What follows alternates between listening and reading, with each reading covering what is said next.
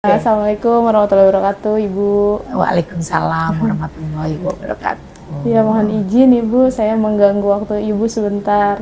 Kira-kira ada waktu sebentar kah Bu untuk saya wawancara terkait pengambilan keputusan? Ya, oke, silakan. Ibu siapkan waktu untuk Neng. Terima kasih banyak Bu. Nah, jadi gini Bu, pertama kan saya ingin wawancara Ibu sebagai kepala sekolah terkait pengambilan keputusan.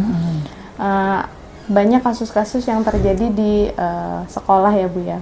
Nah, selama ini bagaimana Ibu dapat mengidentifikasi kasus-kasus yang ada? Itu nilai untuk siswa ya? Untuk siswa ya? Ya, terserah sih Bu, jadi kan Ibu udah banyak nih pasti ngalamin kasus-kasus di sekolah. Jadi banyak jenis penilaian ya Neng ya. Kalau untuk ke siswa sih cenderung penilaian ada di hak mutlak Ibu Bapak Guru ya.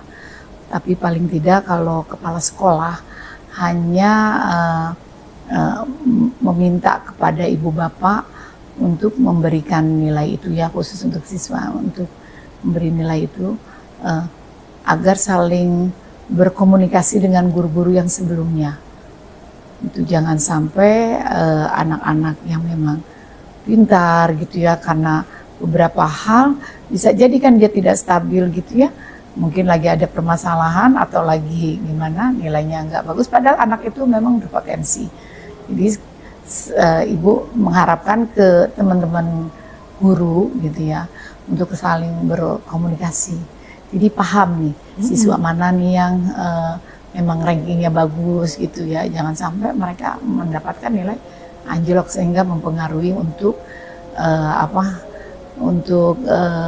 mengikuti jalur prestasi ya, perguruan tinggi lewat jalur prestasi seperti itu. Itu untuk ke siswa ya, ibu meminta ke guru-guru dan saling mengingatkan lah di saat rapat juga sebisa mungkin. Ayo Mbak, tolong dipantau anak-anak yang memang sudah masuk paling tidak 15 besar ya dia harus sebisa mungkin lah, jangan sampai gitu, ya. anjlok ya nilainya.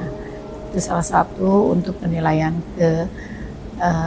ke siswa ya. Intinya nilainya sih tetap diserahkan kepada ibu bapak guru, tapi ibu bapak guru juga berusaha untuk bijak lah, bahwa anak itu bukan berarti bodoh seterusnya ya. Mereka berkembang lah, siapa tahu kita nggak nyangka lah dia bisa potensinya itu tergali setelah lulus SMA, bisa aja ada yang seperti itu. Itu untuk ke siswa ya Neng ya. Tapi kalau untuk penilaian terhadap ibu bapak guru, kalau penilaian untuk bekerjanya berdasarkan pengalaman, pastinya mereka sudah paham. Apalagi banyak guru-guru di sini juga udah mengabdi ya bertahun-tahun lah di sini. Tapi ada beberapa masukan-masukan yang memang harus dirubah guru, dah mau nggak mau, suka tidak suka, ibu bapak guru juga harus melakukan itu. Contohnya proses pembelajaran. Nah, itu kan sekarang itu tidak ada kata istilahnya guru paling pinter. Nggak ada kan ya? Atau guru paling tahu. Nggak ada. Sekarang kan guru itu sebagai fasilitator lah. Di mana anak-anak harus kreatif ya, kreatif untuk mencari ilmunya gitu ya, untuk kreatif melakukan sesuatu hal gitu, dan ada kolaborasi pula gitu. Maka hal itu memang harus diadakan ya, perubahan terhadap guru tersebut gitu. Memang tidak gampang ya untuk merubah suatu hal yang sudah terbiasa, terutama buat ibu bapak guru mungkin yang sudah lebih lama mengajar ya, artinya udah senior mungkin ya istilah lain ya, untuk merubah ke arah hal-hal yang baru memang agak sulit. Tapi paling tidak tetaplah kita melakukan upaya-upaya, melakukan contoh-contoh ya, observasi. Yang salah satunya adalah observasi. Kita lihat kalau memang belum ada perubahan, sebisa mungkin nanti ibu bapak guru, saya berharap ibu bapak guru yang masih ini ya, kita kumpulkan, kita sama-sama lihatlah ini ibu bapak guru yang udah bagus nggak ngajarnya sesuai dengan ini, supaya ada perubahan gitu ya. ya kita melihat sama-sama, oh kekurangannya ada apa, introspeksi diri masing-masing. Artinya bukan si ibu bapak yang kurang yang harus kita observasi, justru kita mengobservasi yang sudah benar gitu. Itu adalah penilaian untuk permasalahan ibu bapak guru ya. Tapi kalau masalah kedisiplinan ya sebisa mungkin kalau yang udah kelewatan atau bagaimana itu kan pasti ada tingkatannya. Teguran teguran satu, teguran dua, kemudian peringatan yang pertama. Tapi sebisa mungkin saya melakukan komunikasi ya, komunikasi apa alasannya bisa begini gitu kan. Dari komunikasi baru kita ketemu lah apa sih sebenarnya gitu. Dan insya Allah intinya dengan komunikasi solusi bisa ada ya, bisa keluar. Jadi seperti itu. Memang pendekatan komunikasi itu penting lah buat antar guru dengan siswa, kepala sekolah dengan guru, kepala sekolah dengan siswa itu perlu ya gitu. Betul, Bu. Itu permasalahan di dalam lingkungan kita. Nah kalau permasalahan yang di luar perlu nggak itu ditanyakan? Enggak sih, Bu. Karena kan lingkupnya banyak. Jadi kepala sekolah itu semua permasalahan intern dengan ya X ya di luar kita harus paham juga. Ibu pernah nggak sih nemuin kasus atau permasalahan di mana misalkan ada dua kepentingan yang sama-sama benar atau sama-sama mengandung nilai kebajikan, jadi mau milih yang mana nih? Nah, Ibu cara menyikapinya atau pengambilan keputusannya seperti apa, Bu? Kalau dua-duanya benar, ya it's okay, silakan dua-duanya berjalan. Kalau dua-duanya benar ya, dua-duanya benar kan statusnya ya, silakan aja. Karena dalam penyelesaian soal matematika juga kan nggak mesti satu jalan gitu kan, ya nggak banyak cara. Yang penting hasilnya benar gitu. Intinya kalau dua-duanya benar, karena pola pikir dari seseorang juga kan beda-beda ya, beda-beda. Kalau dinyatakan itu benar, menurut saya ya silakan coba jalan. Yang penting sama-sama hasilnya benar baik semuanya gitu ya. Nah, selanjutnya langkah-langkah atau prosedur seperti apa yang biasa Ibu lakukan selama ini gitu? Kalau tadi mungkin ada beberapa, kalau guru diberikan teguran mungkin gitu ya Bu ya. Kalau ke siswa ada nggak Bu langkah-langkah apa gitu? Atau ke guru dulu? Jadi gini, kalau siswa saya selalu pesan ya bahwa permasalahan itu nggak langsung lari ke sekolah, ke pihak sekolah. Jadi sebisa mungkin diatasi dulu oleh wali kelas. Wali kelasnya dulu. Wali kelas itu sudah tidak bisa mengatasi, bisa ke BP. BP nggak bisa mengatasi, bisa dengan Wakasek ya. Wakasek juga sudah nyerah. Misalkan anak ini sudah kita tidak sanggup kita ini gitu ya, baru ke kepala sekolah. Tapi intinya setiap permasalahan Ibu selalu menanyakan dulu.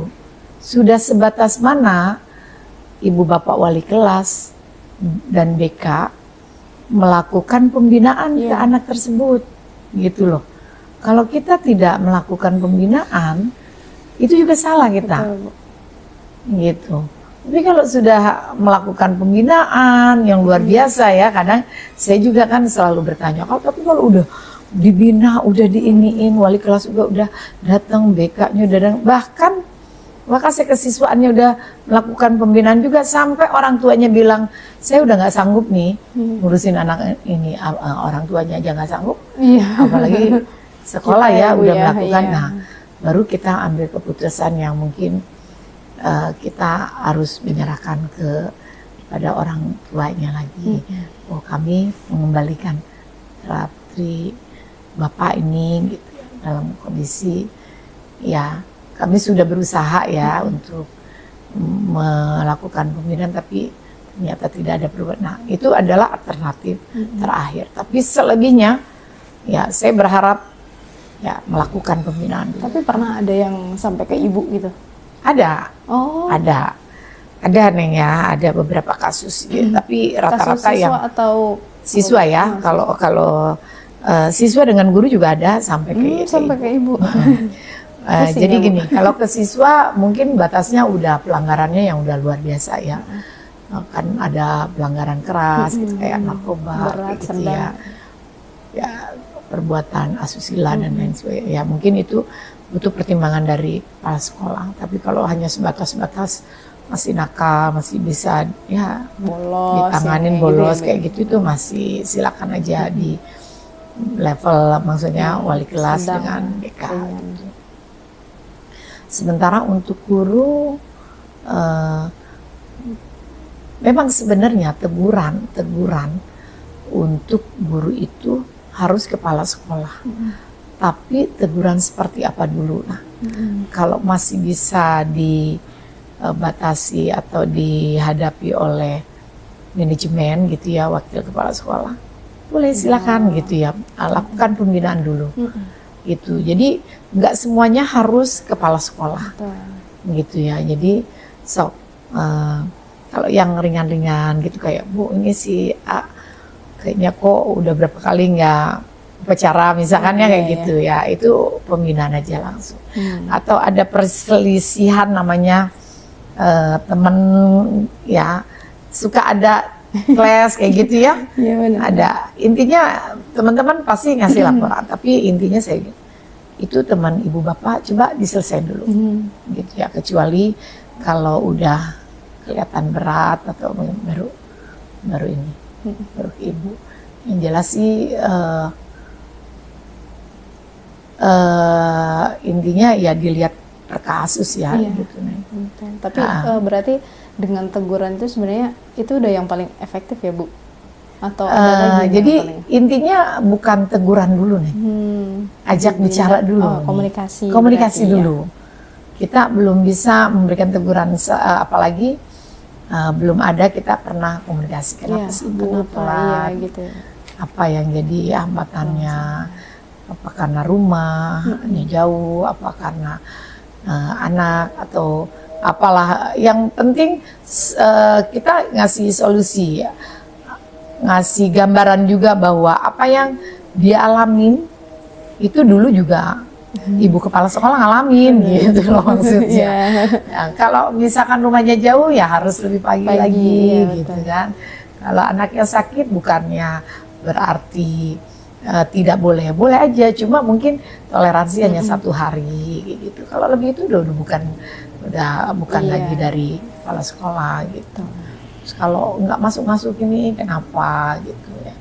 Kalau ada yang seringan karena pekerjaannya di luar sekolah lebih bagus gitu misalkan, nah tapi kan tugas ibu bapak yang penting kan di sini gitu ya, kita ajak berbicara sih ya intinya. Tapi sama ini ada tantangan Bu untuk menyelesaikan atau mengambil keputusan itu? Ada 2 nih, ada yang setelah ngomong melakukan perubahan, ada yang sudah diomongin 2 atau 3 kali belum ada perubahan.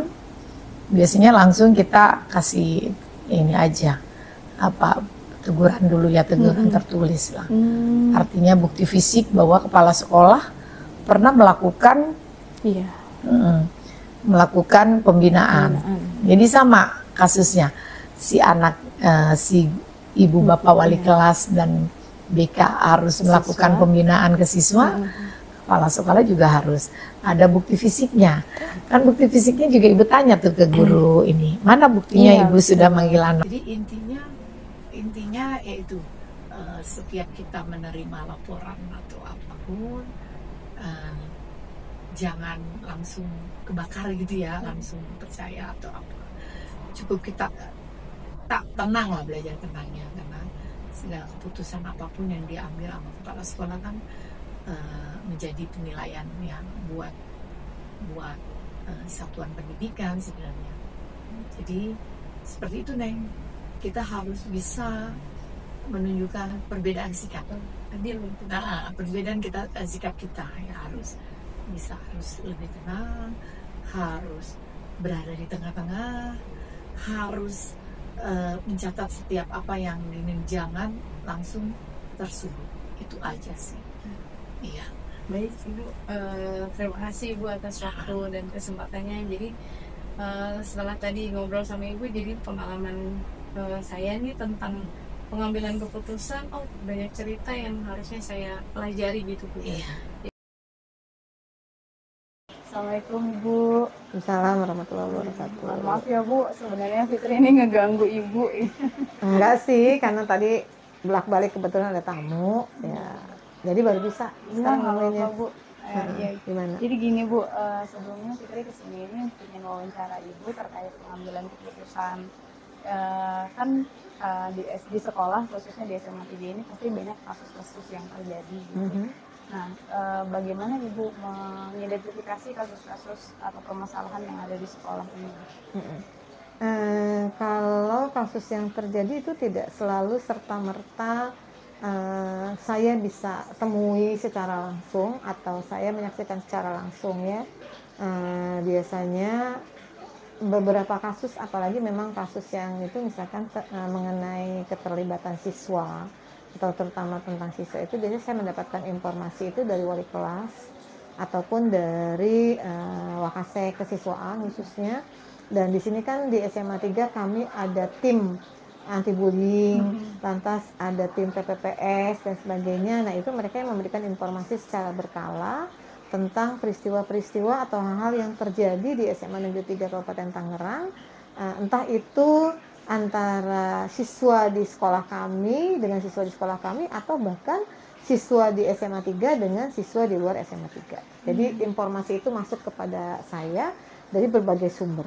Nah, nanti baru dari itu kita olah. Gitu. Nah, lalu Bu, bagaimana misalkan ada dua kepentingan yang sama-sama benar gitu, atau sama-sama harus dijalankan nih, Ibu bagaimana dalam mengambil keputusan itu? Maksudnya dua kepentingan gimana nih? Jadi misalkan ada dua permasalahan yang harus diselesaikan saat ini juga gitu. Oke. Kita timbang, kita lihat dulu dari sisi semua hal kedua kepentingan itu. Kalau misalkan dari sisi, pastikan yang namanya sebuah kepentingan atau sebuah hal ada dua secara bersamaan datang dan dua-duanya harus segera disikapi dan dibijaki, kan gitu mungkin ya yang dimaksudnya. Iya. Oke. Kita lihat yang paling urgentnya yang mana gitu, yang paling memang harus segera diselesaikan. Kan nggak mungkin dua-duanya langsung langsung beres kan, gitu nggak mungkin ya.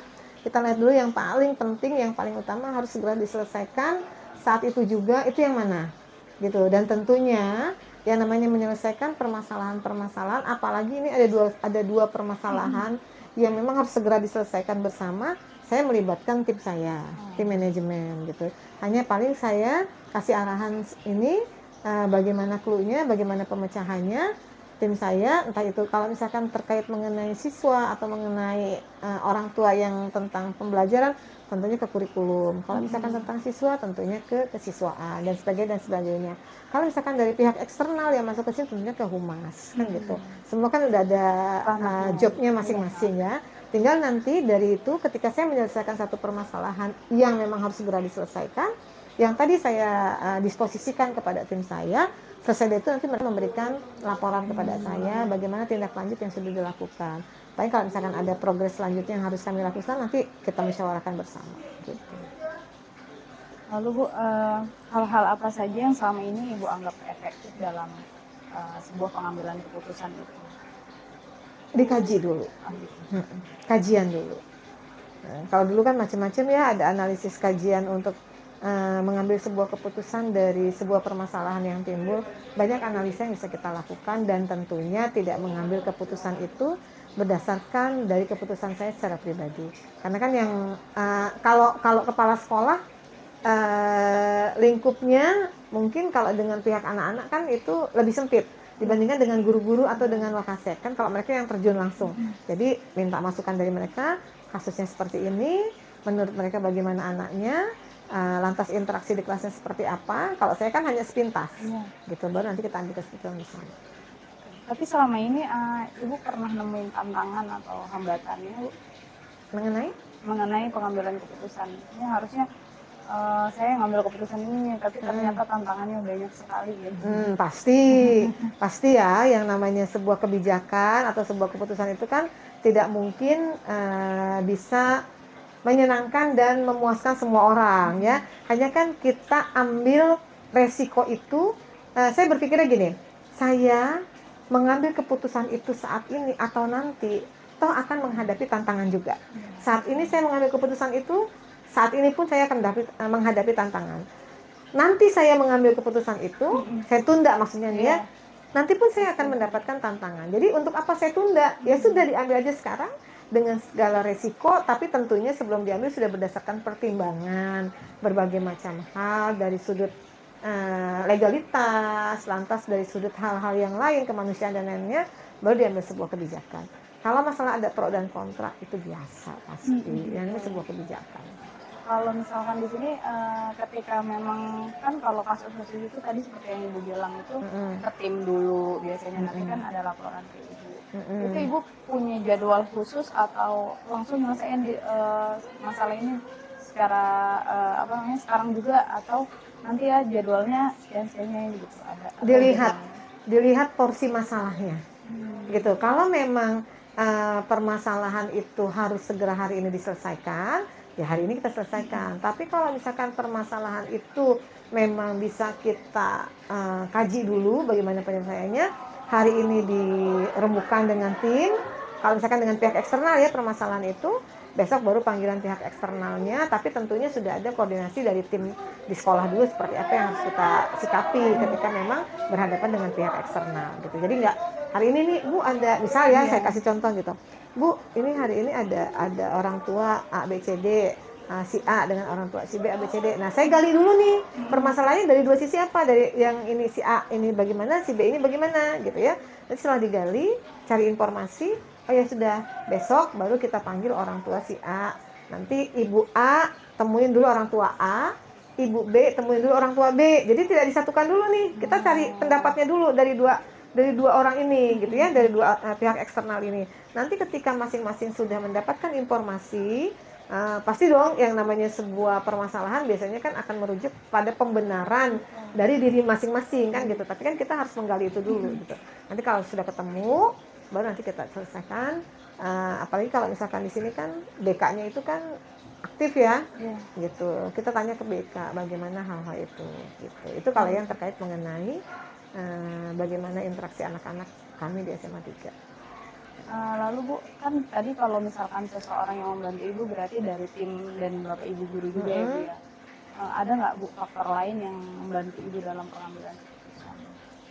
Ada tentunya, ketika hal itu kebijakan itu terkait mengenai kebijakan yang berdasarkan sebuah regulasi, ya tentunya saya pasti akan berkoordinasi atau meminta masukan dari pimpinan, dari atasan saya, entah itu ke KCD, nanti dari KCD mungkin ke dinas, seperti itu. Bahkan penyelesaian permasalahan di sekolah pun ketika memang dirasa kurang pas nih gitu ya, misalkan ada siswa yang tawuran, kan biasanya gini, bukan tawuran dalam arti sekolah dengan sekolah ya, siswa berantem. Dan kelas 10 kalau kelas 12 atau kelas 11 itu udah merasa ego ya, sudah merasa kakak kelas nih, senior, punya adik kelas gitu kan. Nanti adik kelasnya nih yang dibully. Nah, ketika menghadapi kasus-kasus seperti ini, BK tentunya turun. Tapi untuk lebih menguatkan menghadapi permasalahan-permasalahan seperti itu, memang saya sudah menjadwalkan dengan pihak lain dari pihak eksternal.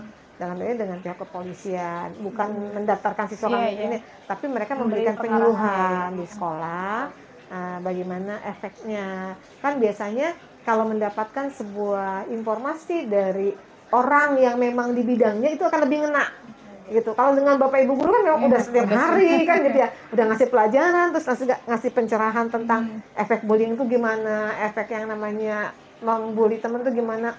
Kayaknya kurang pas kan, karena mereka ini udah biasa masuk kelas gitu, nanti ngajarin mata pelajaran ini gitu. Tapi kalau misalkan dari psikolog, kita kerjasama dengan psikolog dari Puspaga, lantas kita juga kerjasama dengan Badan Narkotika, BNK Kabupaten, itu ngasih materi ke sini, lantas juga dengan pihak kepolisian sama Koramil di depan sekolah.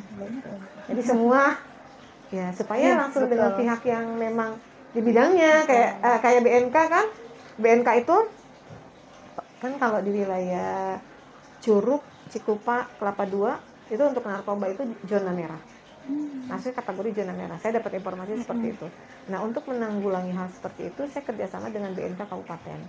Jadi BNK Kabupaten diminta untuk memberikan materi di sekolah, pertama dengan para guru. Gitu. Kenapa guru dulu? Karena kan guru akan menjadi figur bagi siswa. Jadi guru dulu, nanti setelah guru kita atur jadwal lagi pertemuan berikutnya BNK datang kembali hanya dengan siswa. Nah, saat ini kami sedang mengatur jadwal untuk pertemuan BNK dengan orang tua siswa. Jadi semua lininya kena pencerahan mengenai efek narkoba yang luar biasa, dan bisa tahu bahwa narkoba itu bukan hanya sekedar yang memang pada umumnya di ini, tapi juga yang jajanan di sekeliling kita dan sebagian di sekeliling anak-anak kita itu justru itu. Jadi step by step itu guru, siswa, orang tua. Jadi semua nanti bersinergi. Iya benar. Gitu. Terakhir Bu, pembelajaran apa yang selama ini Ibu ambil dalam pengambilan keputusan ini? Mungkin Ibu bisa berbagi pengalaman sama Fitri gitu ya. Jadi ketika Ibu menjadi pimpinan di SMA 3 khususnya, itu bagaimana sih, pengalaman apa aja yang udah Ibu pernah lakukan? Untuk saya pribadi? Iya. Oke. Dan pesannya untuk saya Bu. Kedepannya saya harus seperti apa nih? Satu, tidak mudah langsung mempercayai apa yang kita dapat. Gitu ya, segala informasi yang kita dapat itu kita cerna dulu. Itu yang pertama. Yang kedua, jangan tergesa-gesa mengambil sebuah keputusan atau sebuah kebijakan. Gitu. Nah, jadi ketika kan kadang-kadang manusiawinya kita gini loh, Fit.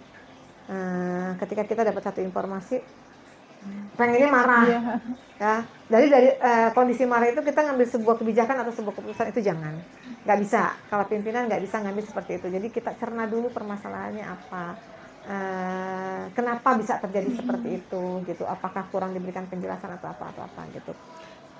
Terus bangun tim yang solid gitu, karena kita nggak bisa kerja sendiri. Saya sendiri sebagai kepala sekolah tentunya membawahi 1.559 anak ya kan, dengan hampir 100 pegawai di sekolah ini, nggak bisa saya kerja sendiri gitu. Jadi harus saya punya tim yang solid. Di kanan kiri saya ini adalah tim manajemen saya yang harus solid.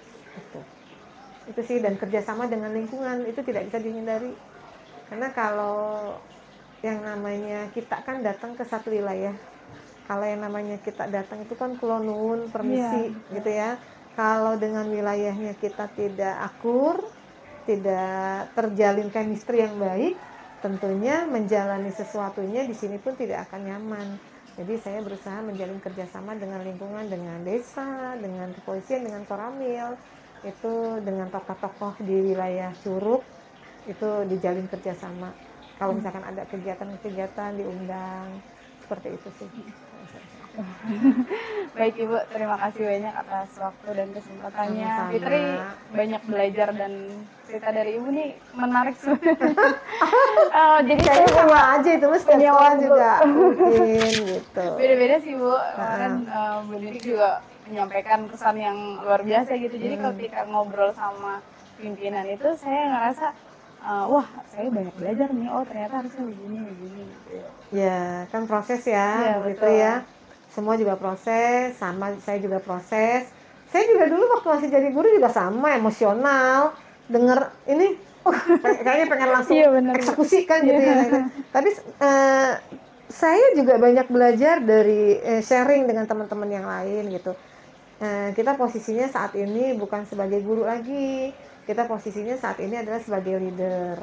Yang namanya leader itu beda dengan bos. Gitu kan, kalau bos bisa merintah kamu selesai, itu bos. Tapi kalau leader kita mengajak bersama-sama, tim kita harus maju semua gitu, itu leader gitu. Dan tentunya saya harus banyak belajar di situ, dan saya harus tahu, harus selalu mengingatkan diri bahwa kebijakan yang kamu ambil, keputusan yang kamu keluarkan itu menyangkut hajat hidup orang banyak gitu. Jadi jangan semena-mena karena emosional, karena marah, atau apapun, karena sifatnya yang tergesa-gesa itu kan gak ada yang baik kan gitu.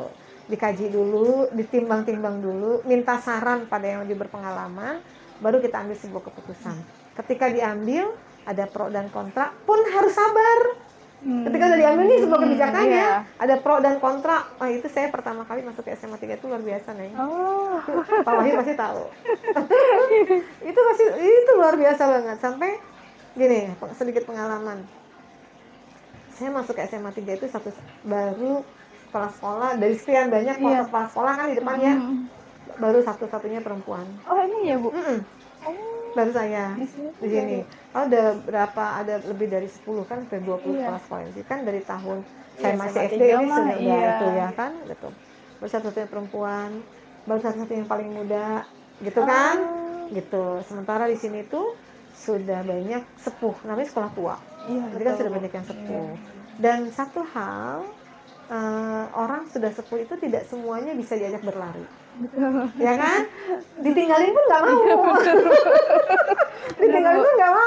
Ditinggalin nggak mau, diajak berlari nggak bisa, kan gitu kan? Serba salah dong, ya kan? Nah, disitulah tantangan yang luar biasa. Saya harus bersikap bagaimana gitu. Sementara saya dengan usia seperti ini mungkin menurut orang masih punya energi yang banyak, kan gitu. Orang-orang yang ada sekeliling saya itu orang-orang yang harus bisa mengikuti ritmenya saya, kan gitu, harus bagaimana gitu. Itu tantangan luar biasa. Wah, kajiannya udah berulang sampai akhirnya ketika saya, ya itu seperti yang tadi saya bilang pertama, sebuah keputusan itu pasti ada pro dan kontra. Tapi ketika kita yakin dengan keputusan yang kita ambil gitu, jangan berpikir untuk ditunda.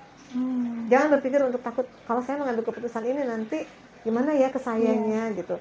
Gimana? Jangan gitu, karena sekarang atau nanti, saya bilang gitu, sekarang atau nanti hal itu pasti akan ada. Kan sama aja kan gitu. Kalau memang sama aja, kenapa saya harus menunda? Kenapa nggak dari sekarang? Kalau misalkan saya ngambil itu sekarang, berarti kan nanti sudah selesai. Berarti kan saya sudah memperbaiki yang depannya. Tapi kalau misalkan saya ngambilnya nanti, sekarang akan tersiap-siap terus sampai nanti, gitu. Keren banget Bu. Luar biasa Ibu. Tapi ini jadi pengalaman saya sih Bu, bisa wawancara Ibu langsung gitu. Udah Ibu gitu aja. Terima kasih Bu. Sehat selalu ya.